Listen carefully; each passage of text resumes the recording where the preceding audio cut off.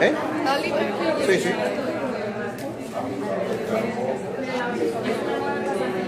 Bueno, hola.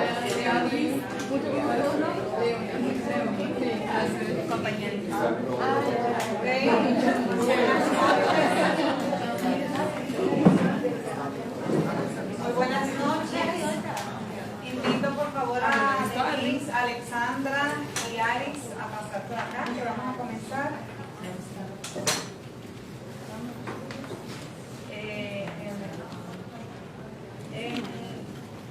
En nombre de la Fundación Freddy Chever y del Instituto de Investigación Social para el Desarrollo, queremos darle la más cordial bienvenida a este conversatorio, debate sobre el aborto y las tres causales, la cuestión de la autonomía de la mujer.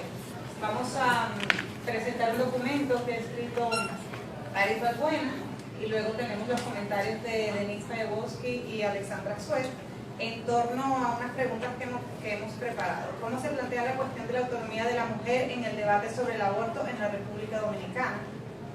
De cara al texto y la construcción de un discurso sobre el derecho al aborto, ¿cómo valoran las diferencias entre el planteamiento del derecho al aborto y el planteamiento de la despenalización de tres causales excepcionales? ¿Entienden que la estrategia para la despenalización requiere un giro similar a lo que plantea el texto? Entonces, la autora tiene alrededor de 15 minutos para hacer la presentación del paper y luego las comentaristas entre 10 y 15 minutos. Luego pasaremos a un intercambio y vamos contestando y debatiendo sobre este interesante tema. Alex, gracias.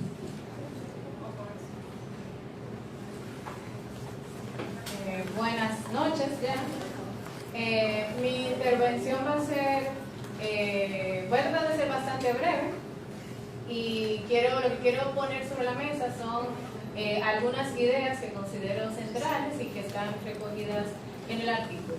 El artículo presenta los resultados de la encuesta que realizó el Instituto de Investigación Social para el Desarrollo relativo al tema a la opinión sobre el aborto. Entonces, un poco en el texto se comparan esos resultados con el de otras encuestas de manera concreta con el Barómetro de las Américas y con el Latinobarómetro. Y también se hace un análisis considerando el contexto actual de debate sobre el aborto. Entonces, mencionar también que el principal público quizás con el que pretende dialogar el artículo es aquellas personas que entienden que el aborto voluntario es un derecho de las mujeres. Es un derecho de las mujeres y es una cuestión de autonomía sobre el propio cuerpo. En los resultados de la encuesta, hay algunas diferencias y lo que se trata es como de explicar de dónde vienen esas diferencias. La encuesta del instituto, del ISD, pregunta o aborda el tema preguntando: ¿cree usted que la mujer tiene o no derecho a interrumpir su embarazo? Y ofrece entre sus opciones de respuesta: no, nunca debe permitirse; sí, pero solo en circunstancias excepcionales; y sí, en cualquier caso. Los resultados que arroja es que un 66.64% piensa que nunca debe permitirse, un 30.76% piensa que debe permitirse solo en situaciones excepcionales y solo un 2.42% entiende que la mujer tiene derecho a interrumpir su embarazo en cualquier caso que ella lo decida. Por su parte, la encuesta del Latinobarómetro, estos datos se refieren al 2015, utiliza una escala más bien, y lo que se le pide a las personas es valorar qué tan de acuerdo o en desacuerdo están con el aborto. Y lo que responden es que, los resultados que arrojan es que un 63.3% considera que el aborto nunca está justificado. Entonces, a pesar de la diferencia en la forma en que se plantea la pregunta entre la encuesta del ISD y del Latinobarómetro, sí vemos que hay similitudes en los resultados. ¿no? Y esto puede estar asociado, es que a pesar de esa diferencia, en ambas se recoge información sobre la opinión frente al aborto voluntario, es decir, sin ninguna restricción o condicionamiento. Por su parte, el Barómetro de las Américas plantea en su cuestionario: ¿cree usted que se justificaría la interrupción del embarazo, o sea, un aborto, cuando peligra la salud de la madre? Y plantea también una segunda pregunta: ¿está usted de acuerdo con la interrupción del embarazo en caso de incesto o violación sexual? A la primera pregunta, un 61.3% dijo estar de acuerdo, ¿no? Que cuando peligra la salud de la madre se le permita interrumpir el embarazo. Y ante la segunda, o sea, en caso de que el embarazo sea producto de una violación, solo un 34% lo apoyaría. Aquí sí vemos como que hay más diferencia con las otras encuestas. Y es importante aquí destacar que lo que se pregunta en el Barómetro de las Américas no está tan relacionado al tema del derecho sobre decidir, o sea, el derecho a decidir sobre el cuerpo, sino que se pide a las personas encuestadas valorar si las circunstancias presentadas son atenuantes de peso suficientes para hacer la excepción y permitir el aborto. Es cierto que preguntar por circunstancias concretas en que la gente estaría de acuerdo con que se permita el aborto puede obedecer a esa búsqueda de espacios de tolerancia. Sin embargo, también tiene como consecuencia que deja un poco de lado ese enfoque del derecho a la autonomía sobre el cuerpo, y también surte el efecto de que el debate entonces no se da en ese marco de derecho, sino más bien en términos de permisividad. El ejercicio que se hace en el artículo es de trasladar un poco este ejercicio al tema del debate de las causales, ¿no? En los posicionamientos y las campañas que se han realizado sobre este tema, se incorporan siempre ideas y frases alusivas a la autonomía y al derecho a decidir sobre el cuerpo.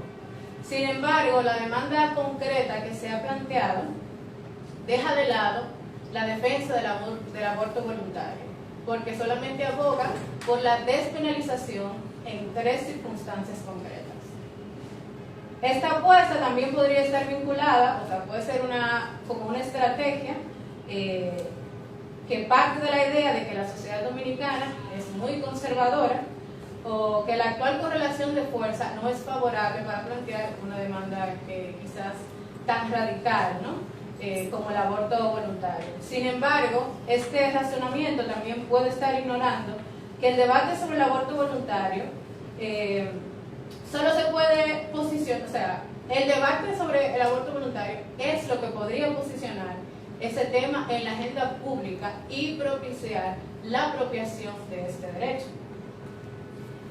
Aquí tomo entonces algunas reflexiones que están contenidas en el libro Narrativa sobre el siglo XXI, y ellos hablan de la importancia del discurso, y el discurso es también práctico, ¿no? Y habla sobre cómo los discursos políticos influyen sobre la realidad al crear un horizonte de acciones en el que algunas son concebibles y otras no. Es decir, en el caso del aborto, el aborto voluntario va a ser concebible en una narrativa en que la mujer sea concebida como autónoma y soberana de su propio cuerpo. La demanda de las 3 causales realmente no incluye como horizonte posible el aborto voluntario. La estrategia de limitar el deseo verdadero, y entiendo aquí por deseo verdadero el aborto voluntario, por eso hice esa acotación al principio de que intenta dialogar con esa gente que cree en la despenalización total del aborto. Entonces, limitar ese deseo del aborto voluntario para que pueda dialogar con el poder conservador y machista, aunque puede abrir espacio de receptibilidad, también trae como consecuencia enmarcar el debate en esos mismos términos, conservadores y machistas. lo cual impide profundizar sobre el derecho a la libertad de las mujeres. En una democracia plural, en la que las mujeres somos ciudadanas, también es importante asumir que nuestras demandas, nuestras reivindicaciones, también van a ser particulares y limitadas. Esto implica que no van a agradar a todo el mundo y no tienen por qué hacerlo. El reconocimiento de esta particularidad y límite de las demandas de los agentes es una condición en una democracia plural que alberga y respeta la diversidad. En una reflexión que recoge Marta Lamas sobre la lucha del aborto en la Ciudad de México, ella plantea que el derecho a decidir es la única alternativa democrática en una sociedad diversa. Entonces, un poco en esta línea, las apreciaciones que hago de cara a este contexto es que es necesario ampliar el debate en términos de fondo, de contenido y también de ocupar espacios. O sea, se necesita como más difusión de información, espacios donde participen agentes de diferentes disciplinas y también en lo que respecta a la generación de información. O sea, es importante tener algo más allá de si está usted de acuerdo o no con el aborto. Al final, lo que nos interesa es que cada mujer pueda decidir. Entonces, quizás una aproximación pueda ser preguntar por quién debe decidir sobre el aborto, ¿no? Y ahí entiendo que a cada mujer le toca ¿no? Como tomar esa decisión. Yo lo voy a dejar hasta aquí. Ustedes tienen el artículo y pueden abundar, pero yo creo que esas son las ideas centrales y que podemos poner en debate.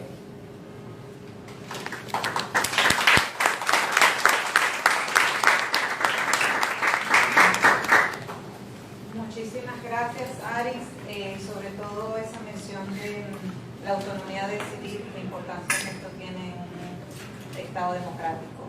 Dicho esto, paso la palabra a Alexandra Suez para sus comentarios.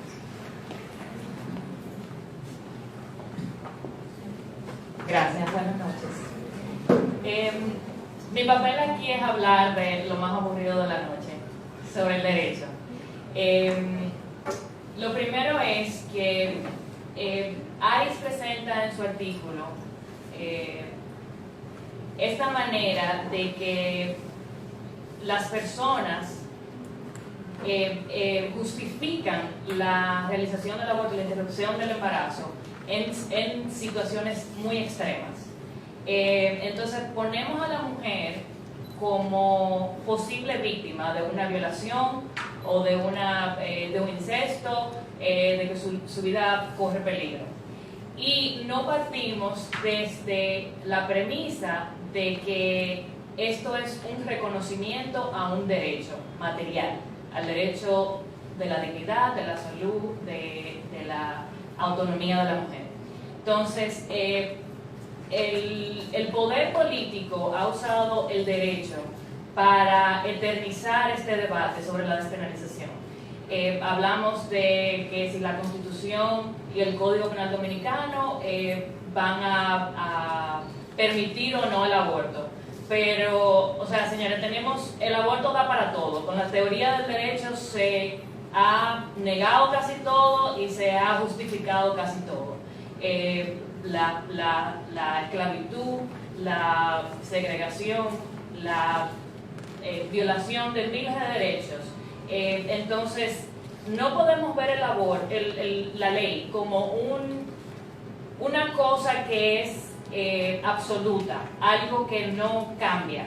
Tenemos que ver el aborto como el derecho, como esos ideales de justicia, de libertad. Cuando vemos el aborto, el derecho como en un ordenamiento jurídico vigente, en una sociedad específica, en un momento específico, vamos a entender leyes que son injustas como deseables, inevitables. Bueno, está penalizado, entonces no podemos hacer nada.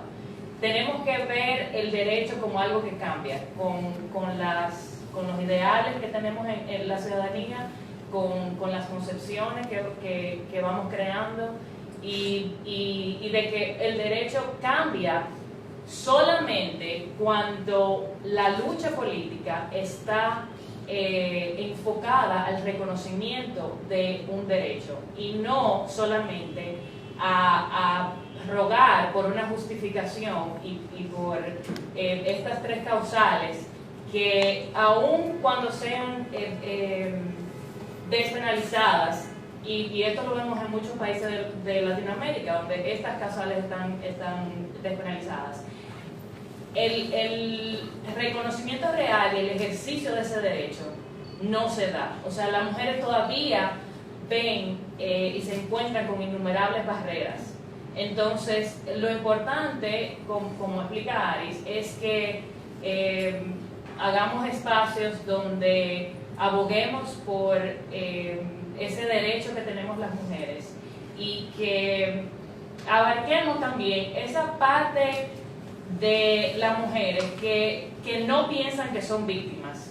O sea, ahora mismo hablamos de que dentro de estas tres circunstancias la mujer va a ser una víctima. ¿Qué pasa con esa mujer que es profesional, que es independiente, que está empoderada de alguna manera y se encuentra en una situación con un embarazo no deseado? ¿Qué hacemos con esa mujer? Entonces, el punto es llegar también a esa parte de la ciudadanía para que el debate público cambie. Gracias.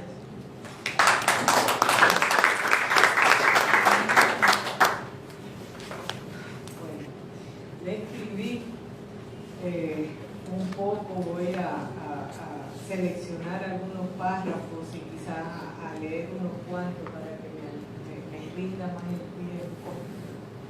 Entonces, déjenme empezar diciendo que me da mucho gusto que hoy se esté hablando aquí del aborto a solicitud de la mujer o aborto voluntario, como lo ha llamado Aris, porque en mis más de 30 años de militancia por los derechos reproductivos de las mujeres se pueden contar en los dedos de una mano las veces que el tema ha sido el aborto a solicitud de la mujer y no solamente la despenalización por causales, a pesar de que sabemos muy bien que no se puede ni siquiera soñar con que las mujeres tengamos un ejercicio igualitario y democrático de derechos si un fallo de un anticonceptivo, si una violación sexual, si un olvido te puede descarrilar tu proyecto de vida entera y una ley autoritaria te puede obligar a llevar a término un embarazo y asumir una maternidad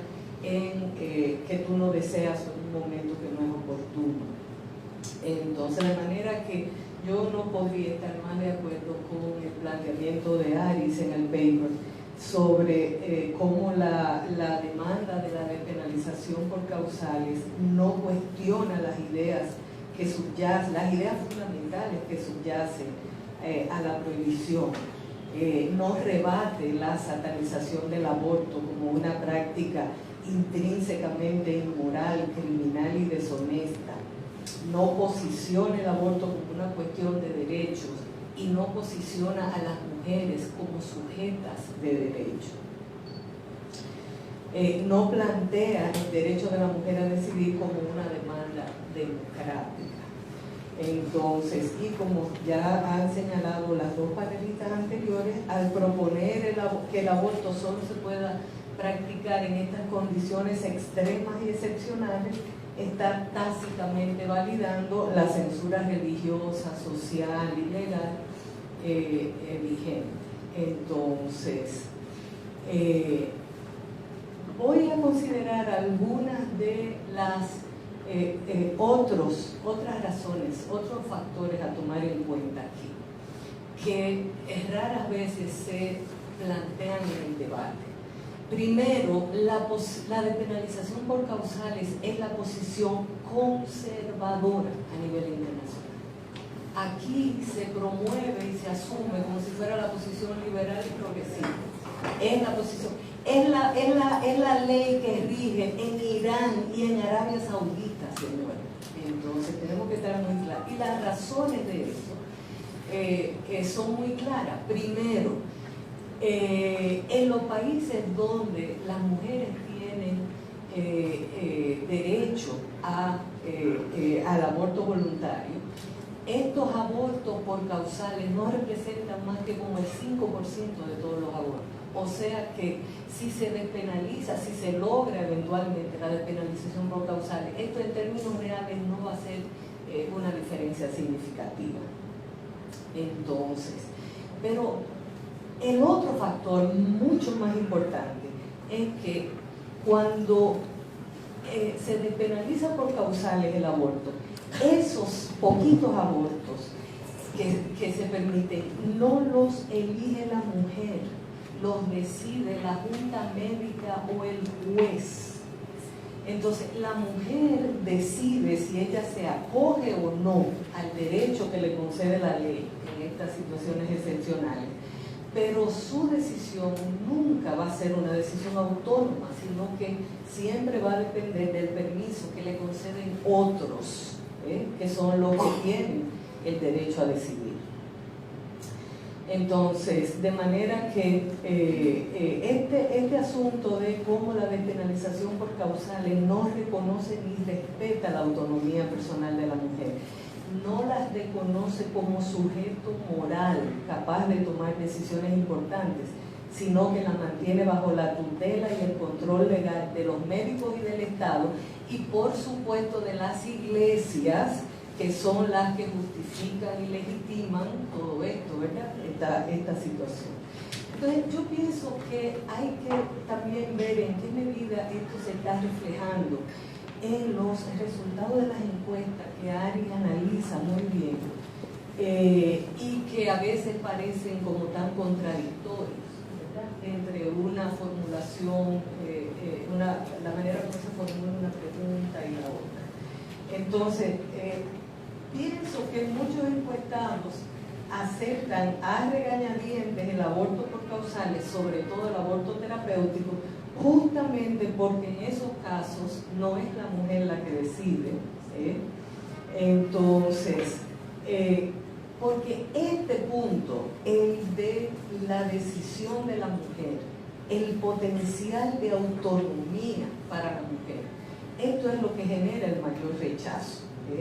Y esto se ve también en estos discursos misóginos sobre la supuesta irresponsabilidad de las mujeres, que entonces si despenalizan el aborto lo van a usar como si fuera un anticonceptivo y va a haber un libertinaje y por eso hay que tutelarlas y controlarlas y no darles derechos, ¿verdad?, a que tomen decisiones sobre sus cuerpos.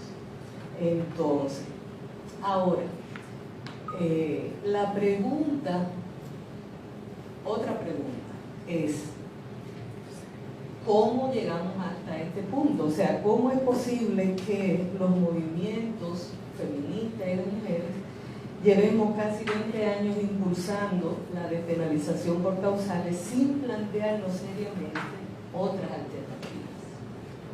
Entonces, y aquí yo estoy calculando a partir de el inicio de los trabajos de la coalición por un código penal moderno y consensuado como en el año 2000-2001 por ahí, aunque en el 1990-91 a raíz de la primera aprobación de la Ley General de Salud también hubo un pequeñito periodo de militancia por la despenalización parcial. Pero bueno, volviendo, ¿por qué con tan pocas excepciones hemos promovido siempre la despenalización por causales, a pesar de que durante años y años y años no hemos tenido resultados? Entonces, y ahí hay varios factores que quiero señalar. Primero, porque este ha sido siempre la única posición de consenso, la única posición que ha logrado algún consenso más o menos amplio, no solamente con otras organizaciones como los médicos, las enfermeras, otras organizaciones de la sociedad civil, etc., sino también la única posición que ha logrado un consenso amplio dentro de los movimientos de mujeres, donde las posturas frente al aborto voluntario han sido históricamente un poco ambivalentes. Otro factor a considerar es que las que desde el comienzo abogábamos por la despenalización total, caímos en la trampa del gradualismo, ¿verdad?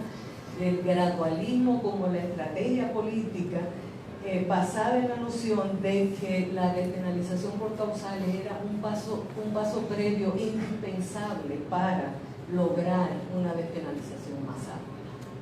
Entonces, y a través de esa idea nos integramos a este consenso. Y no somos solamente nosotras las que pensamos eso. Esta es una de las objeciones fundamentales de la derecha teocrática, ¿verdad? Antiaborto, antiderechos. Entonces, eso les preocupa, ese temor de abrir las compuertas, les preocupa a ellos muchísimo más que todo el lirismo sobre el derecho a la vida del feto y esa es su preocupación. Examinen los discursos y se lo encontrarán una y otra vez, ¿verdad? Entonces, y el haber asumido este discurso gradualista nos impidió quizás haber puesto en práctica otras estrategias que quizás, qué sé yo, pienso en la estrategia que usaron las mujeres españolas hace ya muchos años, que empezaron demandando la despenalización total y luego se transaron por una despenalización parcial, pero no una despenalización con unas causales estrechitas como la que tenemos nosotras, extremísimas, de muerte inminente, de qué sé yo qué, sino por causales mucho más amplias que incluían inclusive la salud emocional de la mujer. Entonces, pero bueno, la pregunta más importante, y ya yo creo que ya me pasé, es ¿qué se puede hacer ahora? ¿Qué debemos hacer ahora? ¿Cuáles son las posibilidades en términos estratégicos? Entonces, y yo no tengo, la verdad, no tengo ideas. A mí se me agotaron las ideas y se me acabaron las ilusiones, sobre todo después de la gran movilización del 2008-2009, cuando se estaba debatiendo el artículo 30. Entonces, esa fue la movilización más importante que ha realizado el movimiento feminista y el movimiento de mujeres en República Dominicana.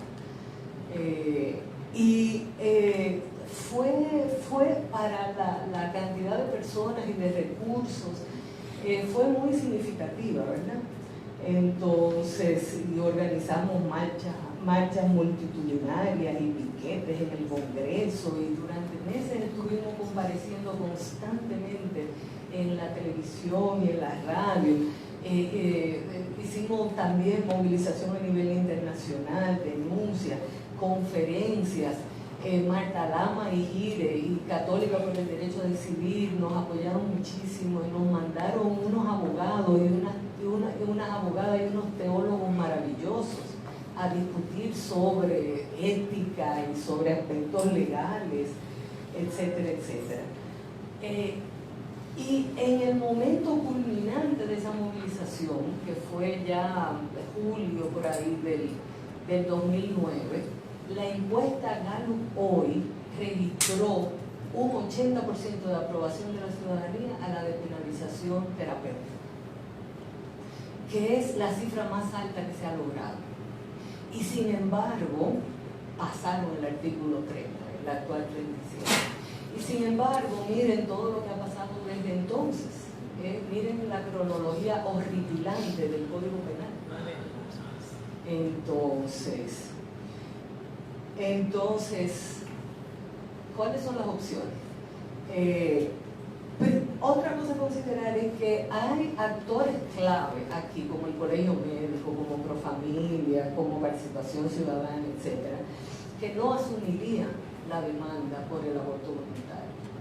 Entonces, eso Tampoco también, que se vaya el PLD. Es lo mismo. eso también limita la capacidad de maniobra, porque se fraccionarían alianzas que ha dado mucho trabajo forjar a lo largo de muchos años. Entonces, pero bueno, la experiencia del 2009, yo pienso que nos obliga a enfrentar el último factor al que me quiero referir, y pido perdón por haberme extendido más de la cuenta, que es que el sistema político dominicano no responde a las demandas ciudadanas, excepto a los dos grandes poderes fácticos, la Iglesia Católica y el alto empresariado, y quizá también las mafias de choferes, habría que incluirlo ahí, pero el asunto es que para posicionar políticamente el aborto, y yo estoy totalmente de acuerdo con el argumento de Alice, de que los derechos son conquistas en la lucha política que se corresponden con la capacidad de ciertos actores de inscribir parte de sus intereses en el relato político dominante. Pero eso presupone que hay instituciones políticas que son mínimamente capaces de responder a esta demanda y de no ignorar de manera cínica la voluntad manifiesta de la población. Entonces, bueno, y hay muchos otros factores que también habría que considerar, pero que no viene al caso. Por ejemplo, los políticos dominicanos piensan que rechazando las causales se da un barniz de ética, ¿verdad? Entonces, para disimular un poquito la peste de la corrupción y el descrédito. Entonces, se acumula la situación. Yo la verdad es que no tengo mucha esperanza de que se pueda lograr ni siquiera la despenalización por causales en este ciclo político. Así que esperemos que algunos de ustedes tengan algunas ideas un poquito más optimistas.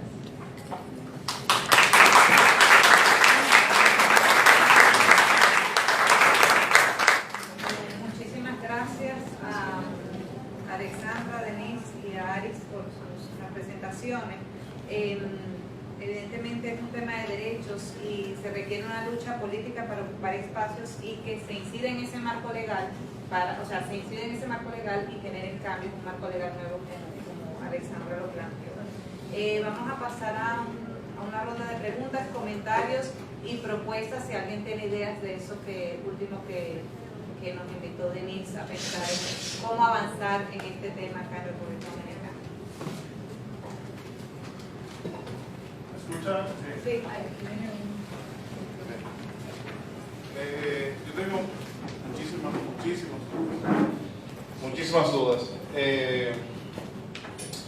Yo lo veo desde el punto de vista en que hoy se quiere, luego del fracaso para imponer el aborto, se quiere cambiar y replantear el discurso y cómo se aborda el tema, para poder crear un debate o un discurso que ayude y garantice que se imponga el aborto. Y me preocupa bastante. En la página 7, párrafo 1, que dice que el Estado que tendría que garantizar el acceso a educación sexual, acceso oportuno a métodos de planificación y al servicio de salud de calidad. Correcto, es decir, que se plantea algo que el 60% dice que no quiere, 69% dice que no quiere. Y aparte de eso, se está obligando al 100% del ciudadano que paga impuestos a garantizar esos derechos que quiere imponer un grupo que realmente es bastante poco. Entonces, me preocupa también la manera de que se hable de derecho, ¿verdad?, cuando se trata de una vida de una persona. Es decir, cuando un feto se convierte en persona. Cuando ese estado opresor, machista y todo lo que dice el movimiento feminista le da una cédula o le da un acta de nacimiento, ahí sí que como nos conviene esa posición, así sí conviene, así sí el Estado sí es bueno. Entonces, yo creo, en mi punto de vista muy personal, que este debate, esa discusión, ese discurso es bastante demagogo. Bastante demagogo. Es decir, se quiere dar la oportunidad de asesinar a una persona, no sabemos si es persona, un feto o no, porque, no sé, por un ups, me equivoqué, estoy embarazada, no lo quiero, ok, vamos a matarlo. O sea, para mí eso me preocupa. Puede ser que yo esté totalmente confundido, puede ser que yo estoy en esa atmósfera lejísimo, es muy probable. Bueno, pero yo por lo menos tengo claro cuáles son mis dudas. Gracias. Tengo claro cuáles son mis dudas, no tengo la respuesta. Adelante.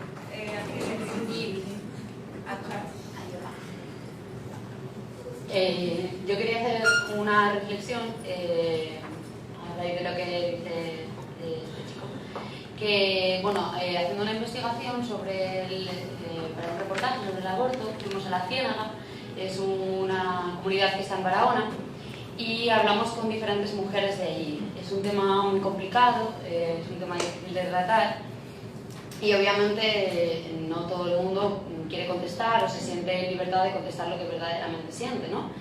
Y hablando con una mujer, ella de un rato se sinceró, y una de las cosas que nos chocó mucho es que dijo: aquí todo el mundo practica abortos, pero todo el mundo lo condena, y nadie te va a decir que ha practicado un aborto y lo va a condenar, pero ella si tiene que hacerlo lo va a hacer.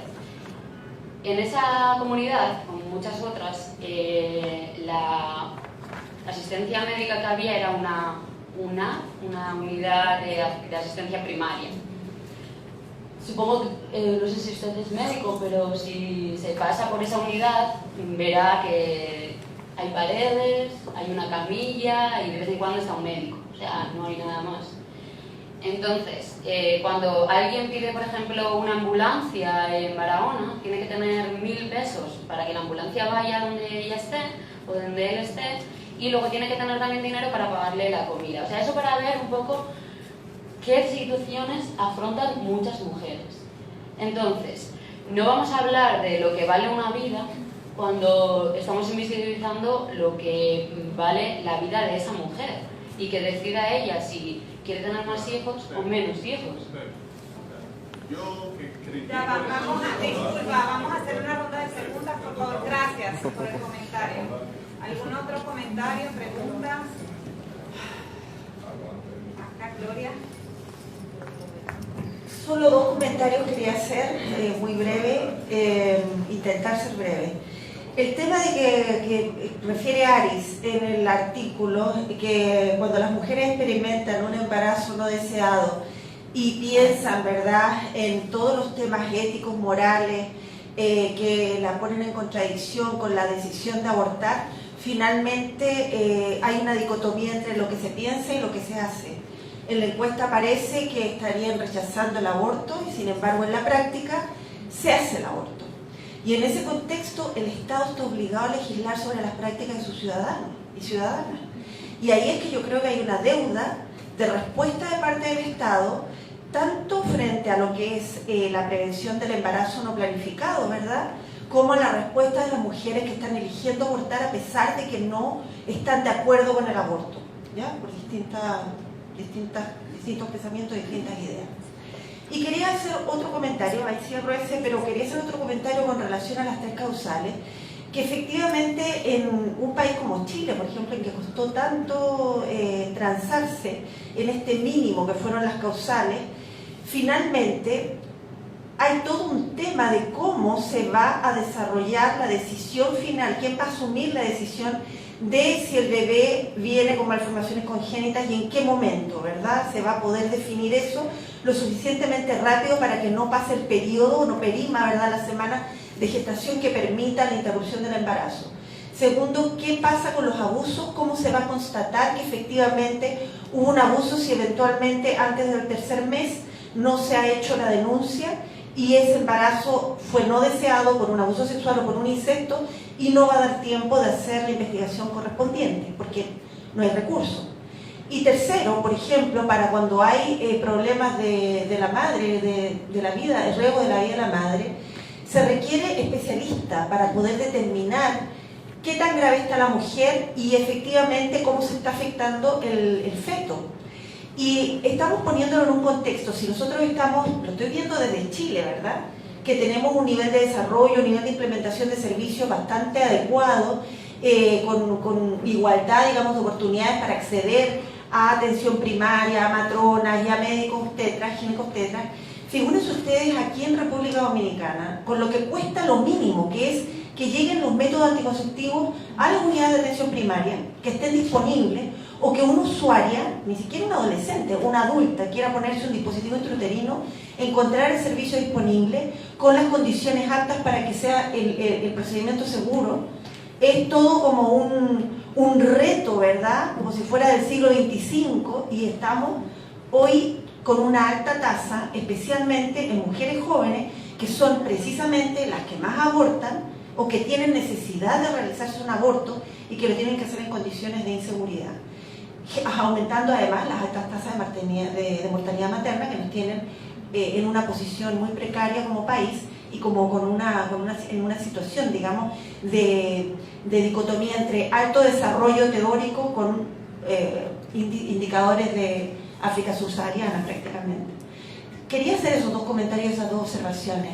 O sea, ni por ninguna de las dos vías me parece que eventualmente puede darse respuesta a lo que la ciudadanía, las mujeres, especialmente necesitamos aquí en el país.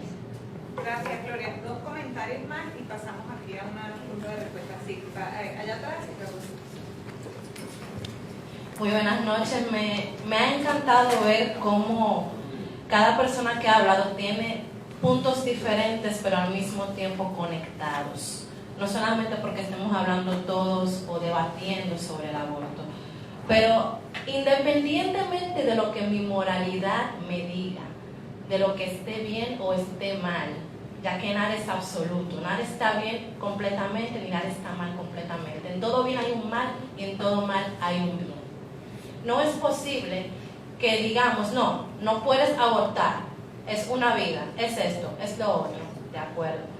Pero aún así se despenalice o se penalice, los abortos están ocurriendo. Sea un grupo minoritario o no, hay vidas que se están perdiendo. Abortos que salen mal clandestinamente, donde el bebé muere, la madre muere. Situaciones en las que el doctor dice, no lo puedo hacer porque me van a meter preso. Entonces ahí estamos perdiendo vidas. Entonces, hoy hay una doble moral. También estoy de acuerdo con que el país, de forma ideológica, aún no está listo para tomar ese tipo de decisiones. Porque vivimos en una era todavía muy conservadora, en la que la ideología religiosa, la doble moral, el juzgar al otro, pesa mucho.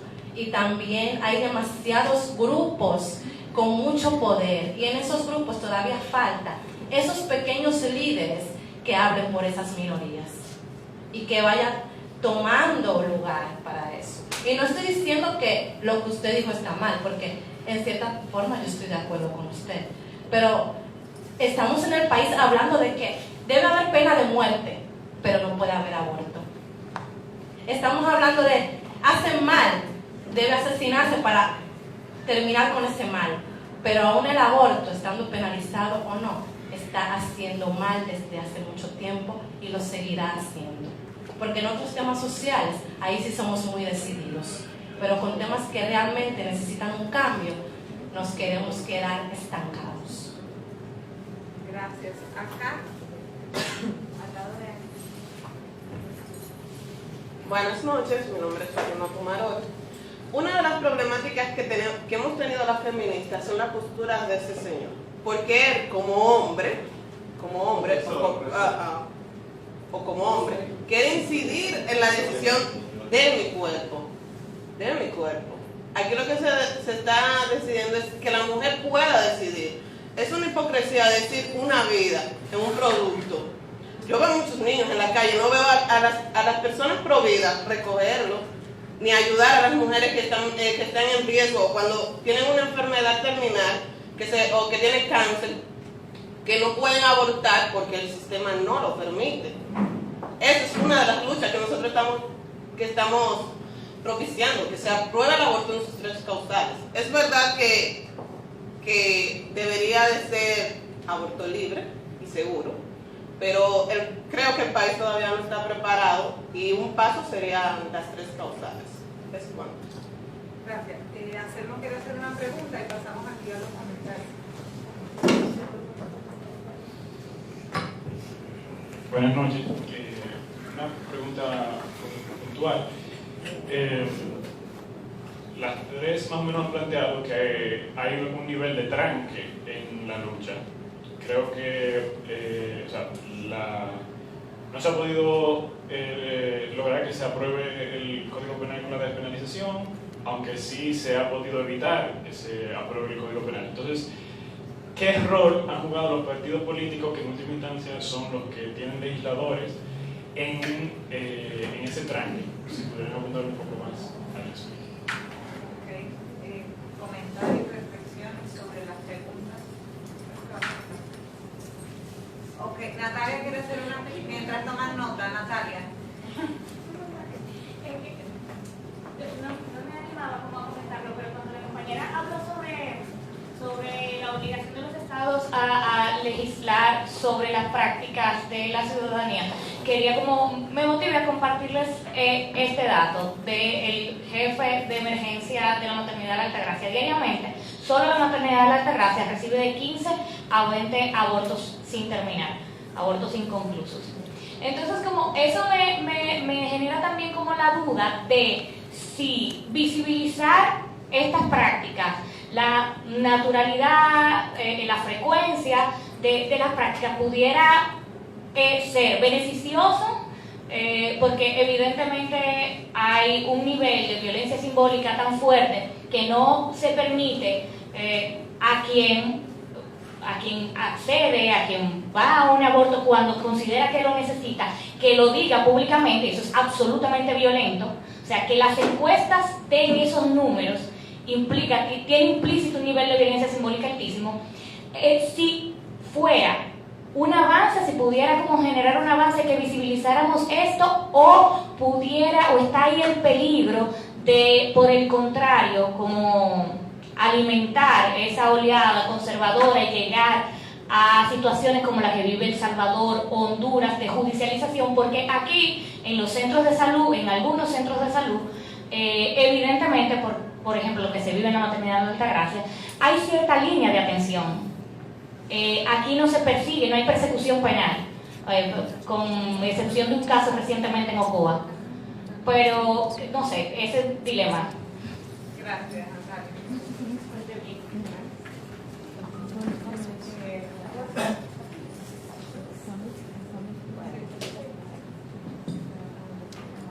Yo creo que ya al primer compañero le han respondido de manera amplia, entonces me voy a saltar eso. Bueno, la mayoría fueron comentarios.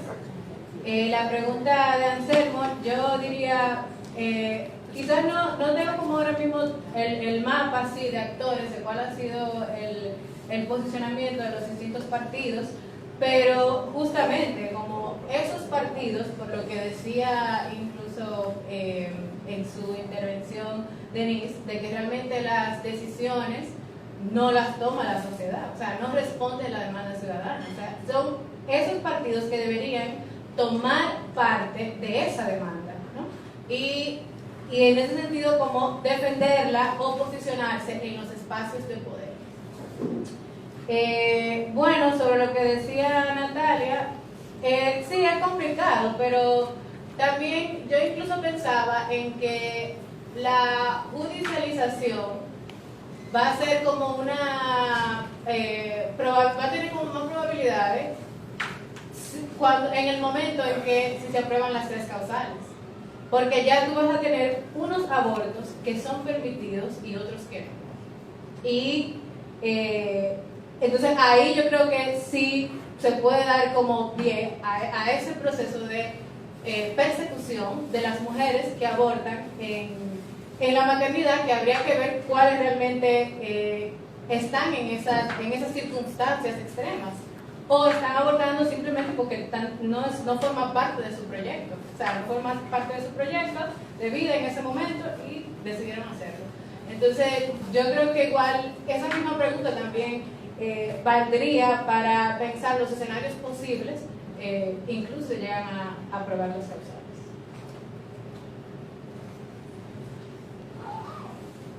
Ok, un comentario puntual sobre lo que comentamos por ahí y sobre la disyuntiva en la que se encuentra la mujer cuando se encuentra un embarazo no deseado.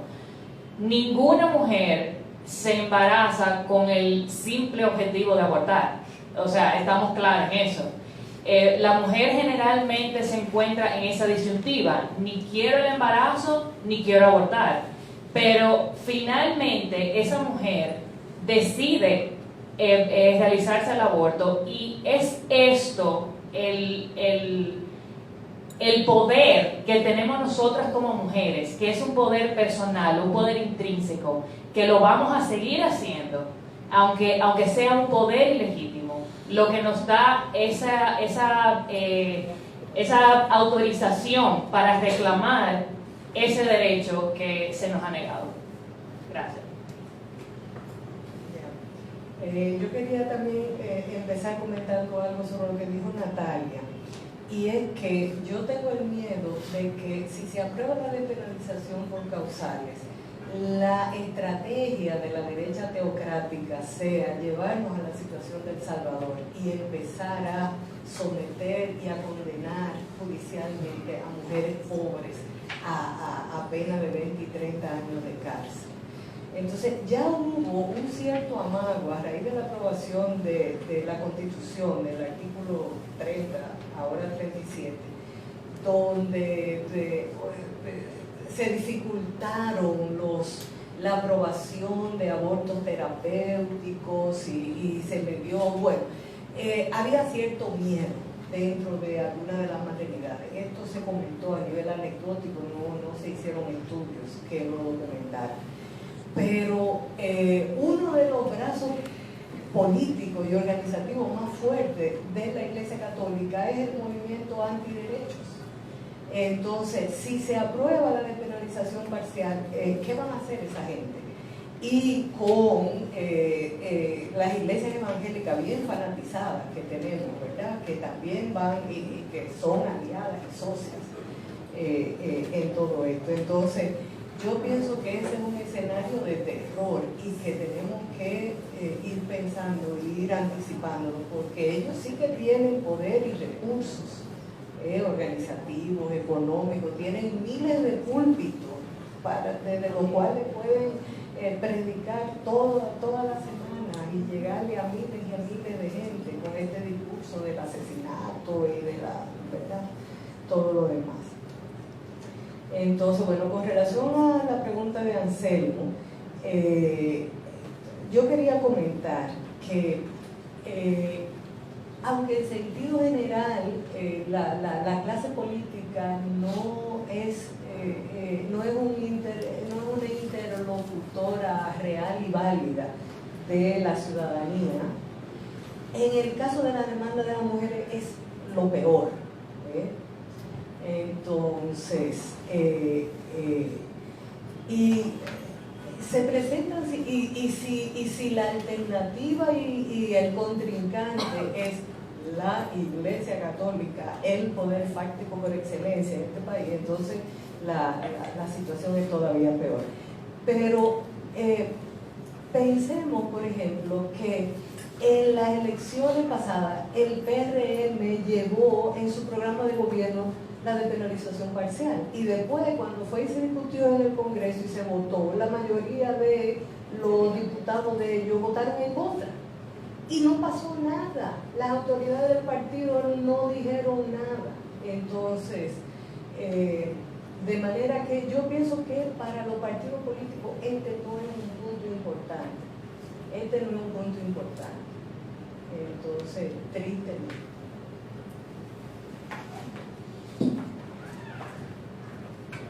¿Algún otro comentario o reflexión? Hola. Bueno, mi nombre es Héctor Pichardo y bueno, estoy de visita de Nueva York aquí y gracias a Leti pues, vine a escucharlo a ustedes, un tema tan interesante. Bueno, dos preguntitas, uno para Aris, ¿verdad? Y otro para la señora. He escuchado sus ponencias y veo que el caso de Roe versus Wade como que ha quedado fuera del debate, como un caso emblemático en el 1973 en los Estados Unidos, donde se despenalizó completamente el aborto y se hizo legal, y se protegió a la mujer y se le dio el derecho de elegir sobre su cuerpo. Y pareciera que nuestra condición de insular como que nos mantiene lejos de condiciones que hay en otros países y no tomamos como referencia a eso. Y otra cosita, para Aris, una preguntita. ¿No crees tú que si se aprueban las tres causales como una especie de proceso de transición hacia más derechos y se comienza entonces a penalizar a mujeres, como se mencionaron, mujeres pobres regularmente, en su mayoría pobres, desposeídas, mujeres negras, y se comienza a judicializar estos casos, ¿tú no crees entonces que la misma sociedad tendría una reacción hacia algo que se consideraría una injusticia y quizás así se puede empujar hacia más derechos?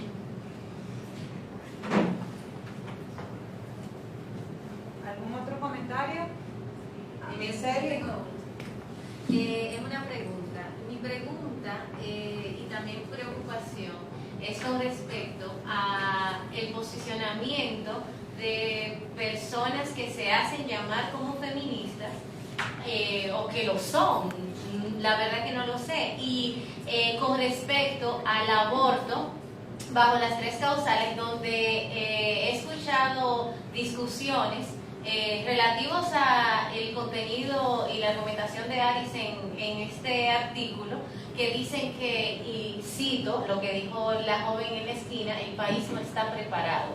Entonces, mi preocupación es si las personas que se supone que tenemos cierto conocimiento y abogamos por el derecho a la mujer a decidir sobre nuestro cuerpo, no creemos que el país está preparado. ¿Cuándo va a pasar esto? O sea, ¿cuándo las mujeres vamos a tener derechos sobre nuestro cuerpo? Y estoy hablando de la que nos llamamos o la que se hacen llamar, no sé, feminista. Y no estoy cuestionando quién lo es o no lo es, sino por qué esto se da de esta manera. Y nosotras decimos, nosotras no. Y se dice que no estamos preparadas. Entonces, ¿quién es que va a decir cuándo es que estamos preparadas? ¿Quién nos va a determinar y cuándo vamos a empezar a luchar para poder decidir en todo el sentido de la palabra sobre mi vida y mi cuerpo? Mi pregunta. Gracias, Michelle. ¿Comentario? ¿Por acá? Buenas noches, Magali Mendoza, de Jóvenes y Mujeres por el Cambio. Nosotros trabajamos, intervenimos en el municipio de Boca Chica, donde la incidencia de embarazo en adolescentes es bien alto. Yo quisiera saber, de aprobarse la ley en los tres causales, ¿en qué medida, si hay un estimado, se reduciría las muertes por causa de falta de atención o un embarazo llevado a término? Porque normalmente, yo por lo menos en las comunidades que trabajo, yo estoy viendo niñas de 11 y 12 años y 13, que algunas se saben y otras no sé, porque hay un subregistro. Gracias. Aquí en el panel.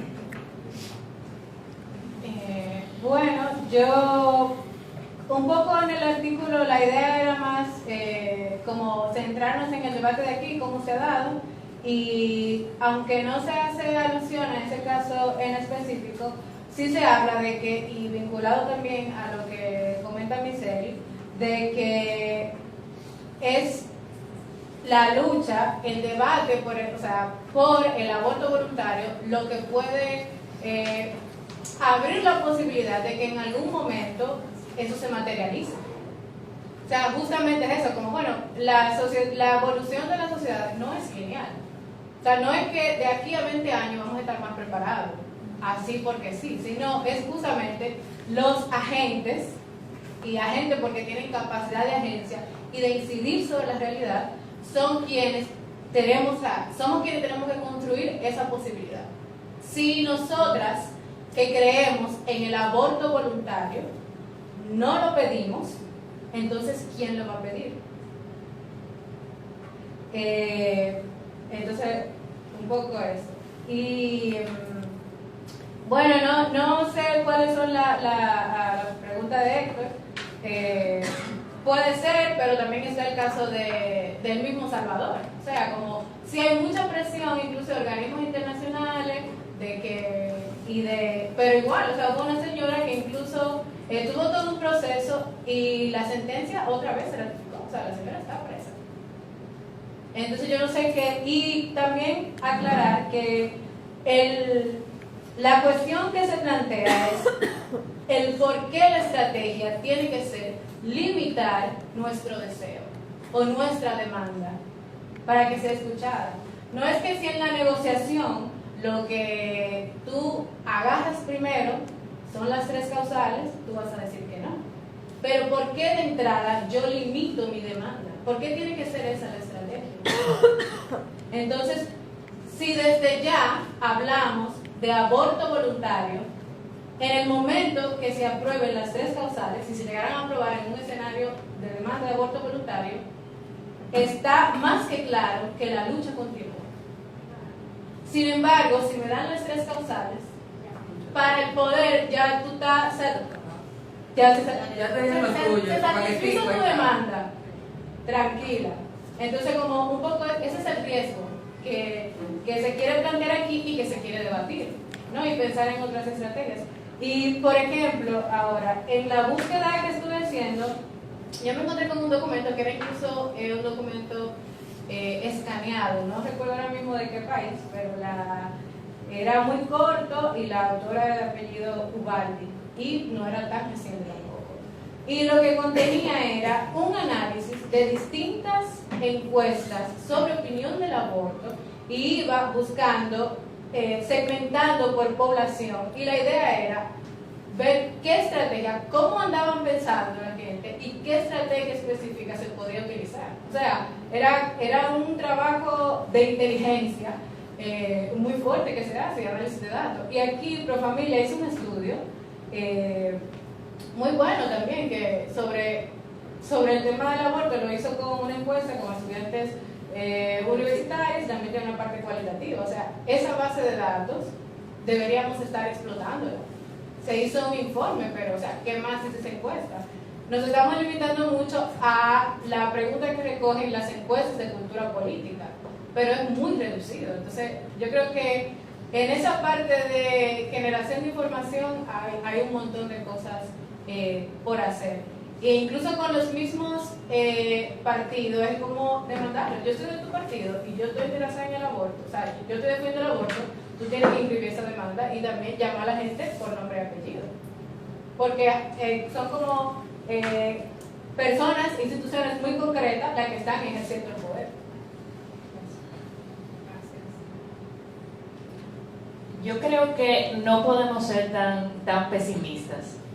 Como decía Denise al principio de su presentación, ella misma reconoce que esta es la primera vez donde se habla del aborto voluntario. Entonces, este es el espacio, somos nosotras estamos aquí hablando de esto y empezando el debate. Entonces, no podemos, por la lucha pasada, que ha sido prácticamente fallida, no podemos decir que vamos a parar, simplemente vamos a continuar esa lucha.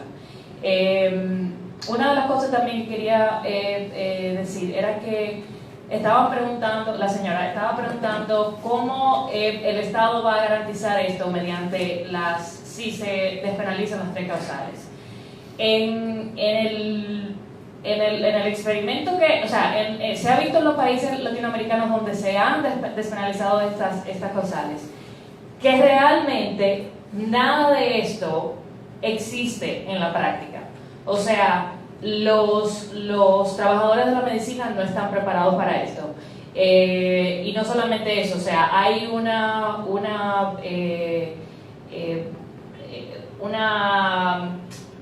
¿cómo puedo decir?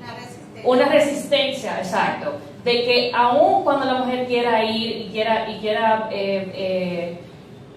prácticamente hacer este aborto que está legalizado, en la práctica no se hace realmente. Entonces, por eso es, como decía Aris, que tenemos que abogar por más. Quizás para que nos den un poco, pero quizás para que lleguemos a esa demanda que tenemos. Yo quería primero responder la pregunta de Magali, de Boca Chica, sobre si esto, la despenalización por causales impactaría en la morbilidad y mortalidad materna. Y la respuesta es que no creo que tenga ningún impacto en lo absoluto. Entonces, por lo mismo que decía, y por lo que también acaba de decir Alexandra, de que estos abortos son una minoría pequeñita. Entonces, los abortos, y durante años y años y años, uno de los argumentos que se han planteado, y yo pienso que eso ha sido un error, porque ha generado muchísima confusión, uno de los argumentos que se plantea constantemente a favor de la despenalización parcial son los altos índices de mortalidad materna. Pero en realidad la despenalización por causales no va a impactar la mortalidad materna. Entonces, la mortalidad materna por aborto obedece a abortos voluntarios hechos en condiciones de peligro. Entonces, los abortos terapéuticos en República Dominicana siempre se han hecho en las maternidades públicas y en los hospitales, amparados por la figura jurídica del estado de excepción. Entonces, todo esto que se ha venido sobando en el Congreso con lo de esta formulación de que entonces se permitiría en caso de eso ya existe en la jurisprudencia internacional, el estado de excepción, eso no hay que aprobarlo. Entonces, de manera que hay que tener eso claro.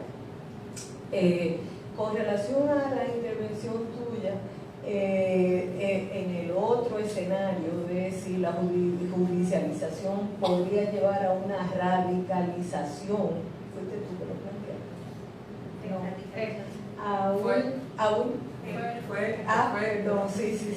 A una radicalización de la población si nos vemos de repente en una situación como la de El Salvador. Entonces, esa es otra posibilidad. Entonces, y eso, porque yo hice una vez un cálculo de que en 1992 el Instituto Guttmacher calculó 82.500 abortos al año. A finales de esa década actualizó el estimado en 90.000. Okay. Ya por la evidencia anecdótica en las maternidades, el número de casos que se reciben, que se comentaba ahorita y demás, debe estar bastante más alto por puro efecto del crecimiento poblacional. Pero quedémonos en 90 o 100.000 anuales. Calculemos que por cada mujer que aborta, tienen que haber varias personas más conectadas a ese aborto. Está su pareja, está la mamá o la hermana que la va a acompañar, que la va a cuidar, o la amiga. Entonces, de manera que si calculamos que 2 o 3 o 4 personas implicadas en cada aborto, además de los proveedores, durante años y años y años, calculemos 100.000 conservadoramente, 100.000 abortos voluntarios al año. Estamos hablando de millones y millones y millones de dominicanos. De la gran mayoría de la población dominicana ha tenido experiencia directa de aborto. Entonces, eso de por sí sugiere una estrategia política. Y abre una ventanita de por dónde ir pensando y que se puede trabajar este asunto. Otra posibilidad. Bueno, muchísimas gracias. En nombre de la Fundación Ever y el ISD, damos las gracias a los panelistas.